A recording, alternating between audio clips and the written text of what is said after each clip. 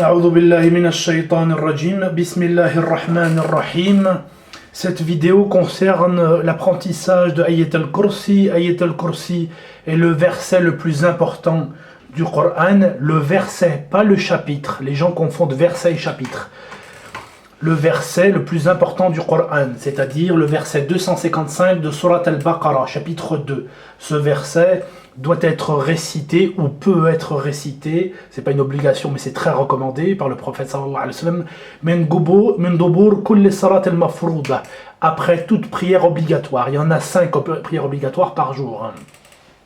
Et ben la personne à l'issue de sa prière obligatoire, après le teslim, assalamu alaikum wa rahmatullah, à droite et à gauche, récite Ayat al-Kursi, parce que un hadith du prophète sallallahu alayhi wa sallam dit que celui qui le récite, min dubur kull salat al-mafrouda, celui qui la récite après chaque prière obligatoire, et ben rien ne le sépare du paradis que la mort.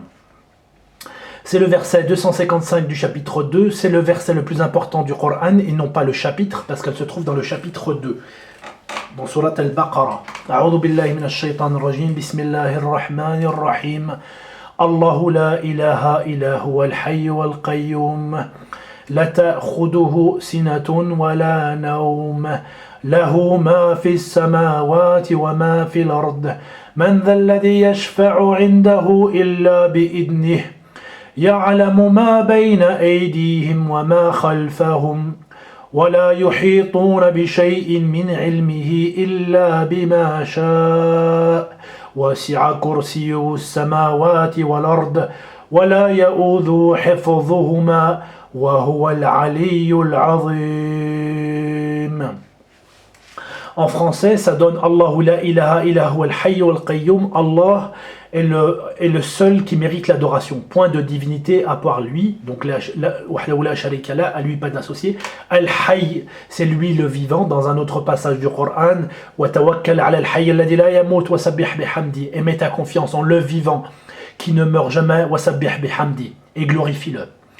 On revient à notre verset de Ayat al-Kursi. Al-Hayyu, le vivant. Al-Qayyum, Allah subhanahu wa ta'ala n'a besoin de personne. Al-Qayyum, il subsiste par lui-même. Nous subsistons parce que nous mangeons, nous buvons et nous avons besoin de dormir. Et nous avons des besoins de petit être humain que nous sommes. Allah Azza wa Jal ne connaît pas ça.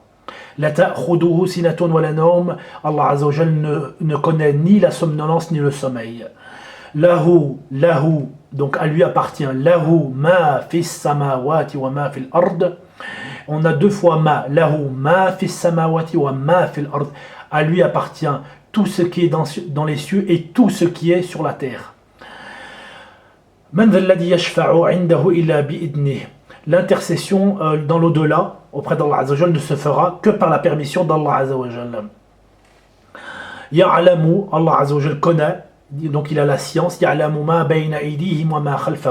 il connaît leur passé et leur futur. Et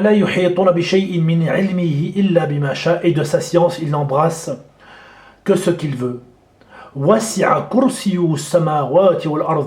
son kursi, le trône d'Allah Azza wa Jal, est quelque chose d'énorme, déborde des cieux et de la terre et ne lui coûte aucune peine. Il faut savoir qu'Allah Azza wa Jal s'établit sur son trône, mais nous ne savons pas le comment, dans la mesure où Allah Azza wa Jal dit dans le Coran, rien ne lui ressemble, donc rien ne ressemble à Dieu. C'est lui le Sami', l'audient, al-Basir, celui qui voit. Mais il n'entend pas et ne voit pas comme nous. Il ne faut pas faire d'anthropomorphisme, qui s'appelle du tamthil, c'est-à-dire essayer de faire des comparaisons entre le créateur et la créature que nous sommes. Il ne faut pas en faire. Allah Azza wa Jal s'établit sur son trône de la façon qui lui convient.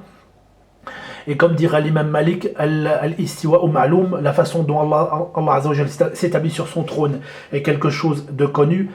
Al-kayfu majhoul, le comment est ignoré. As-su'al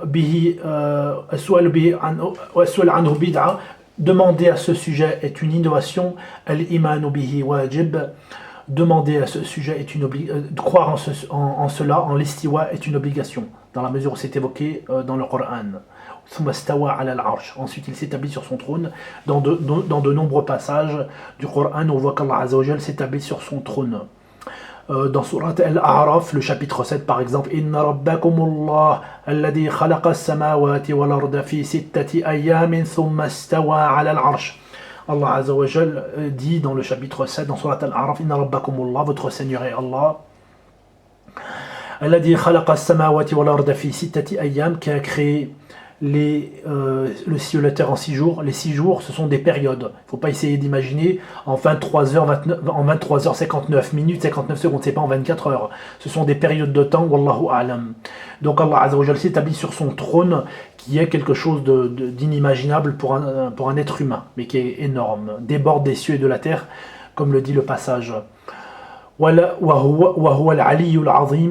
wa Jal est le très haut, Al-Ali, Al-Azim, Azim veut dire l'immense. Là c'est traduit par le très grand, parce qu'on ne peut pas faire en français de translittération, c'est-à-dire des traductions impeccables. Al-Ali, ça vient de l'Ulu, de très haut, comme le chapitre 87, pardon.